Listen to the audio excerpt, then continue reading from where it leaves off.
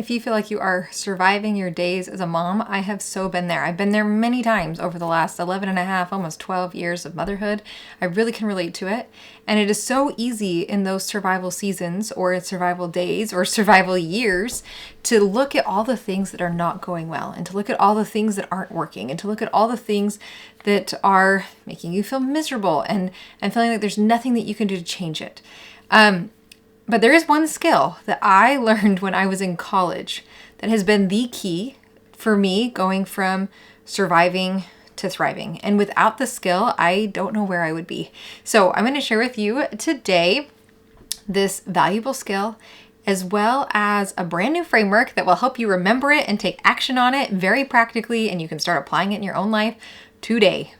Hi, I'm Jessica Jackson, and this is the new way to thrive in motherhood by leaning into who you are, what you love, your unique family situation and personal mission to create a life that you actually want to live.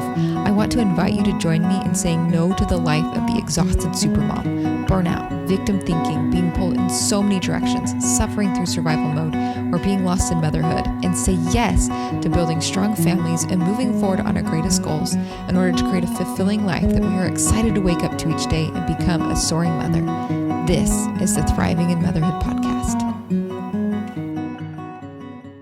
If you are watching this podcast episode the week that it is releasing, then you have the opportunity to join the beta group for the Surviving to Thriving Toolkit. I'm opening it up just to 10 people this week so that we can get started refining the program and get it ready for everybody else to join. So if you want to be on that list to hear about it, make sure to head to thrivinginmotherhoodpodcast.com/toolkit and get on the wait list. People on the wait list will be the first to know. And if it fills up from the wait list, then nobody else is going to hear about it. And if there's some spots left open, then I will email out the rest of you. But make sure that you sign up at thrivinginmotherhoodpodcast.com/toolkit if that is something that is interesting to you. Okay, I took a class in college called Engineering Problems, and this course was awesome because, well, it was fun. First of all, we built really cool machines, and I don't know, we did all sorts of really cool things and robots, and it was fun. But one of the skill that I really learned from this class was identifying what the actual problem is before you jump in and start trying to change things. And that was a skill. It is a skill to be able to figure out what is the actual problem here. And because of that one skill that I learned first, as an undergrad that I applied in, our technology and engineering situations, it translated beautifully to motherhood. And I think it really is the reason why I've been able to go from really, really hard survival circumstances, I feel like I really suffered through a lot of days. We never had family. I never had anyone to bail me out, right? Like I spent all this time as a victim feeling really bad that I didn't have anything to make my life easier. I felt really bad. My family lived really far away. It really stunk. We didn't have any money to make it possible to go eat out and solve a dinner problem or a food problem. I had to get really scrappy with our meals. In those early years, we didn't have a car that worked. We didn't have money to fix the car that didn't work. I was stuck at home in a tiny little cinder block apartment with my baby with nowhere to go, and it was cold outside. And so anyway, it was really easy to look at all the things that didn't work in those situations. And I experienced that feeling of despair. But as we continued to have evolving situations when we were in grad school and more kids, I still could get sucked into that despair, but I started to pull out the skill of problem solving to make progress in my life. Now, the amazing thing is though our brains are really quick to ruminate. They are so good at just playing on repeat the things that we are not enjoying about our lives, the things that aren't working in our lives, the way that we wish things were different. It's so easy to spend time and energy doing that. And yet, the real key here to making that change from surviving to thriving is to take action. And so when we can get really clear about what our problem is and then start taking action to solve it, it takes you from being this victim in your story waiting for someone to come and save you. And nobody saved me, even though I wanted them to. And I would call my mom and be like, can you just come save me? It's like, no, of course not. I'm far away. That's not possible.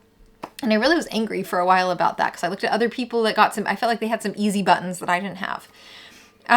So it's really easy to be stuck in a victim, but when you can start taking action on these steps, this framework that I'm about to teach you, it takes you from this victim of waiting for someone to save you to someone that's actually the hero of your own story, right? And you start to experience what it's like to create change in your own life. And having that belief that you can create change in your own life, that you can influence your situation, that you can make things better, is the difference between despair and depression and having hope for your future and for what is possible in your life. And it's what gives vision and meaning and purpose to your days, even though things might not be fixed right away. There was a sign in my bathroom growing up that I read probably hundreds of thousands and thousands of times as a kid, which is a journey of 1,000 miles begins with a single step. And it is a Chinese philosopher said it. I have no idea how to say the name correctly, Lao-Tzu, but that is something that I read over and over again. And as a child, I didn't really understand how incredibly powerful that might be. Like, your life might not look anything like you want it to look like, or maybe it looks exactly like you wanted it to look like, and yet you're not enjoying it, right? There is a journey involved in that process of learning to love the life that maybe you wanted. You wanted to be a mom, and now you're here and you're like, why don't I enjoy this, right? That is a growing process. Those are skills that you can develop. I've had to develop those skills to be able to start enjoying the life that I thought I wanted, because I do want it. I had to learn to want it, to feel that along with my reality. And so getting started on that journey is hopeful, and it gives you purpose, and it helps you start to see progress and momentum. You know, we looked at one of the most important exercises we do in the Thriving in Motherhood Planner every month is doing the monthly reviews. And it's my favorite. When I join for Soaring Mother Society, we meet every single month just to go over those monthly reviews and plan out the next month. The reason why is because it is so powerful to pause and see that progress looking back. It is so easy to miss it as moms. We just kept thinking it's never going to end. It's never going to change. There's always going to be something else we have to do. We always have to conquer this next thing, and there's always going to be another problem. It's never going to end. We're always going to be this role. We're always going to be moms. And always and never. Those are hard words to be dealing with, and it's discouraging and it's exhausting. And so when we can learn to pause and not only start making progress, start solving this, start feeling the hope, but then look back so we can actually see the momentum that we're making and the progress we're making and how many steps we have taken and that we're heading somewhere, that is where things become really powerful and start to feel life-changing in a lot of really great ways. So let's talk about this brand new framework that I came up with last night to help explain what I've been doing for years, okay? We're going to talk about how you can problem solve. And so I've created a nice little way to remember that. All right, so we're going to talk about problem solving. Can you see that? I don't know. S-O-L-V-E, solve. So our very first word here in problem solving is to stop, okay? We need to stop and assess what is going on around us. Because as moms, we need to stop our minds. Okay, we need to stop that ruminating, all the things like I've already described, right? The constant flow of thoughts, the things that aren't working, the way we wish things were different, the way we wish someone would help us, the way that we wish the kids would be gone for a long time or stay home for a long time or whatever it is, right? It's so easy to wish different circumstances upon ourselves, different options. So we need to stop our brains, and we need to slow down. A lot of times when we feel bad, we're either trying to escape by like scrolling on social media, watching endless videos, listening to endless podcasts, reading tons of books. Like I would say, we might feel worse. There's worse stigmas about escaping from how you're feeling on social media than by reading tons of books. But either way, we are still filling that space of time and our mind with things that are not allowing us to slow down and figure out what's going on. Okay. So, and then other times it's just like, it feels chaotic because it is chaotic, because you are busy. Maybe you do have multiple children and you have people going lots of places and you have lots of responsibilities and you have commitments that you have, and you are just running 1,000 miles and you're feeling miserable. Okay. You got to give yourself, carve out some time to stop. And it might only be 5 minutes. It might just be while you're in the shower, but intentionally realize, okay, I need to pause and move on to O, which is observe. Okay. Now this can be hard. Observing is a skill. Stopping is a skill. Okay. Creating space for yourself to do this is a skill, but the actual observation is a skill. Both there's a lot of things that we're going to observe here. Observing your mind. What are you actually thinking? Now, I invite you to do this in the Thriving in Motherhood journal daily of what are some ways that I'm thinking right now? What would be more helpful ways of thinking? What are ways that are not helpful that I'm thinking, right? Becoming aware of your thoughts. Now, when I started observing my thoughts, this became a pattern of I'm washing dishes and all of a sudden it's like really hard and I catch the thought. So I like have wet hands and I just write the thought down on a piece of paper. Or I'm making a grilled cheese sandwich and I get the idea. So I just write the thought down on a piece of paper. You don't have to do anything with it right now. We just need to observe it. Now, also we're observing the environment, or we're observing our families. We're observing our spouse. We're observing, the children. We're observing the room. Like, I want you to get really good at observing your life around you, because when you can do this, you can start to get very clear. The point of this is to get very clear on what is the actual problem, right? So, for example, let me give you a tangible thing that's very recent. So we've been in survival mode for months at our house. Very minimum capacity to do even the normal things. It's been really challenging in a lot of ways. And I was starting to observe, dinner time, we were getting, everyone was getting angry and yelling at each other after dinner. Just so much contention in our house. And so you can think oh man, we've got a problem with, dinner time specifically, okay? Or then I started to observe oh man, in the morning I'm having to decide should I dig out of the kitchen sink? Should I wash dishes? Or should I take a shower? Because again, my capacity has been limited. I got to pick one or the other multiple days in a row. Oh, I'm observing, hey, when people come over to our house, they're always washing our dishes for us. That's weird. Right. So I'm starting to notice that, okay, we have a dishes problem. And I'm observing, wait a minute, I've got kids that are definitely old enough, all but the youngest for sure, to be completely self-sufficient in getting dishes washed or in the dishwasher. They all have that skill. So observing here that, okay, there's contention at night because we have a backlog of cleaning that has to be done because no one's done their dishes for the day, and they're grumbling about clearing the table from the other 2 or 3 meals of the day, and they're grumbling about getting them into the dishwasher, or the person staying up late. My husband's staying up late at night doing everyone's dishes when he was gone at work all day, and that's really annoying and not fun to have to stay up late doing everybody's dishes because nobody even unloaded the dishwasher in the morning, right? We had a major dishes problem. And so recognizing if we can get a handle on this, it means my husband can go to bed earlier or jump into the work that he needs to finish sooner. It means that bedtime goes smoother for everybody because we didn't just spend an hour yelling at each other and create all of these bad feelings that were kind of unnecessary because everyone's mad about having to clean up when they're tired. And then everything. It's one thing to get dinner dishes in the sink, but then everything else, it's a lot of contention, and then I was realizing people with although I'm grateful for my friends that are happy to wash dishes for us for a while, we could reserve, no one needs to spend their bandwidth doing that when I have capable people in my house to take care of their own stuff. We could be responsible for that thing. And realizing, I don't think I want to make the choice. It's easy to say shouldn't, but I don't want to have to be choosing between taking care of my body and getting dishes cleaned, right? When I have other people capable in the house, I want to be able to just take a shower and be grateful I could stand for that shower. And then the dishes can also run because I have people that are capable of doing that, right? So I'm observing these things. So that takes me to step 3, our L, which is leveraged task. So now, once I've gotten very clear on the problem, which is the problem here is that we are not consistently clearing and loading our dishes after every meal. That's my problem. And there's all these ancillary problems, all right? Contention in the evening, really frustrated husband, dad who's grumpy with the kids for having to stay up late to do this thing, and me not being able to take a shower in the morning, right? There's all these other outside things that might distract you. But root core of the problem is dishes are just not getting cleared and put into the dishwasher or washed after every meal. So now I got to think about my leverage task. What would be a solution? Now, we've got the leverage task list in the Thriving in Motherhood planner this year. So let's see, what page is it on? Planner.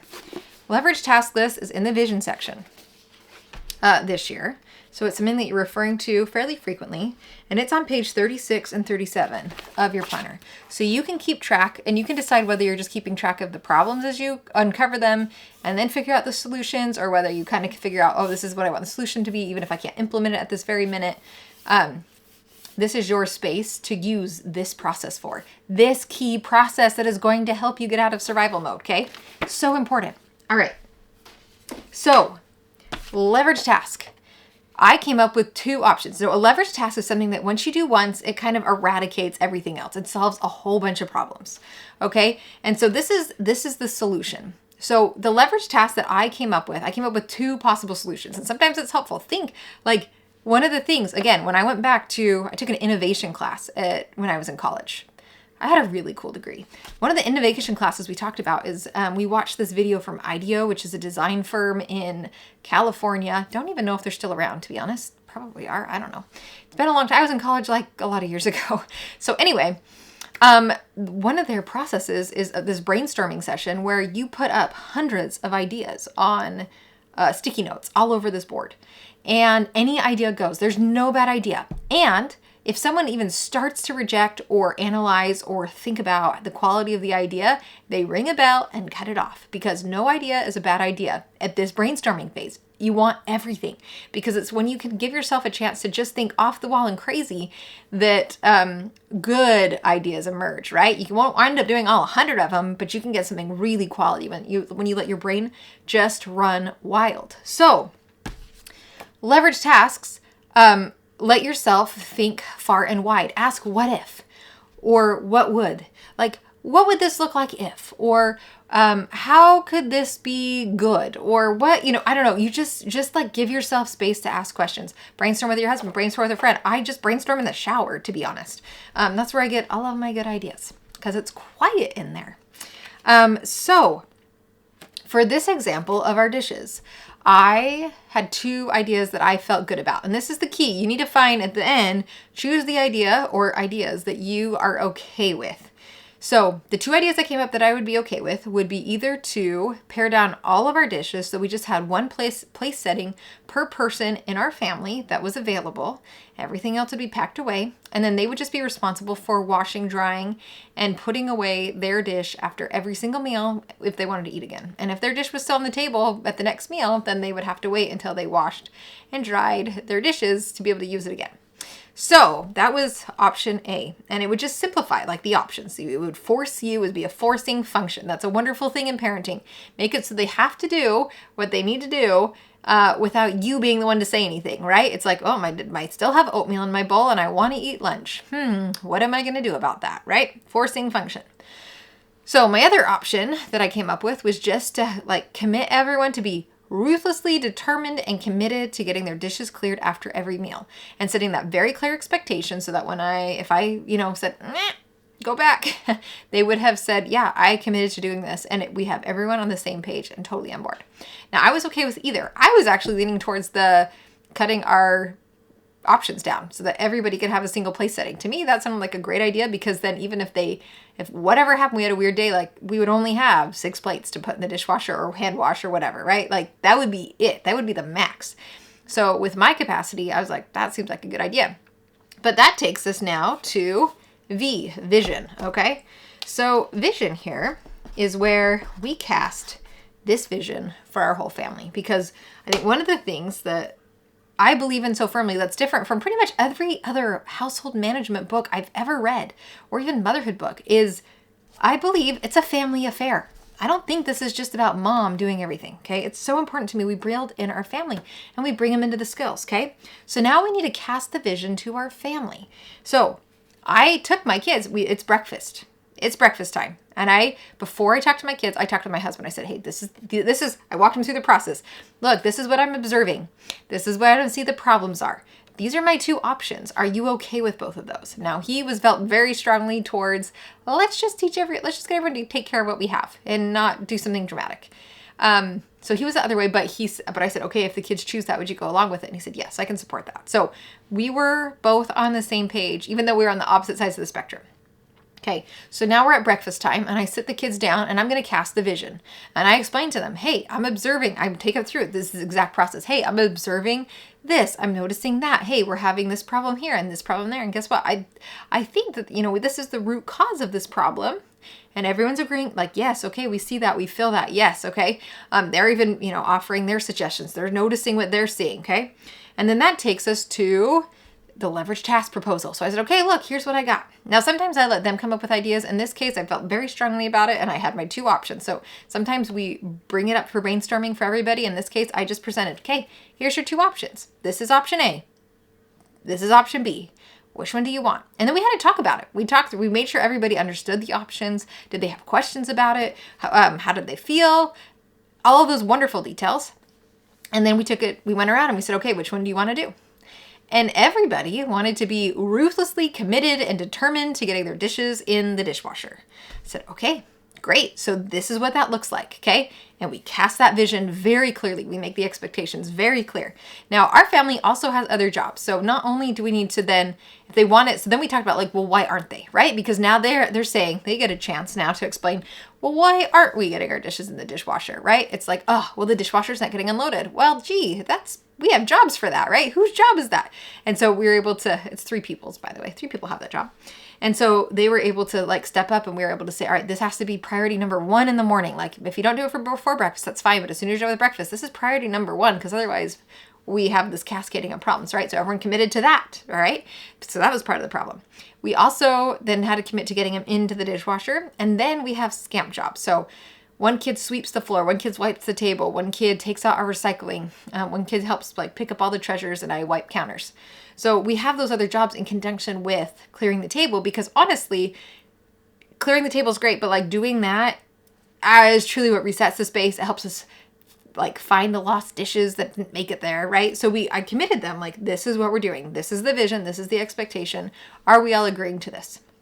And then that takes us to E here, which is execute. Okay. We got our execution right here. So here's our 4 steps. Now with executing, this is where we run the plan. We run the system. Now, to be honest, this is where it's like you got to double down as a parent and why picking the correct leverage task matters so much because whatever you decide here, you as the parent are the one that's going to have to be ruthlessly determined and committed to hold everyone to that standard. And we'll tell you, it's like day 1, it's typically the honeymoon phase. Everyone's like, yeah, this is okay. This is great. Day 2, 3, 4, like so much resistance. And we've had epic resistance on this, like in the implementation of this. And like some of our kids, like the one I wasn't expecting just was like dug in heels. And we worked through that with them. And it was a long couple hours, but we worked through it with them. And then you know what? The next day they're like, I guess we're still doing this. Day 5, you're like, oh, okay, we can do this.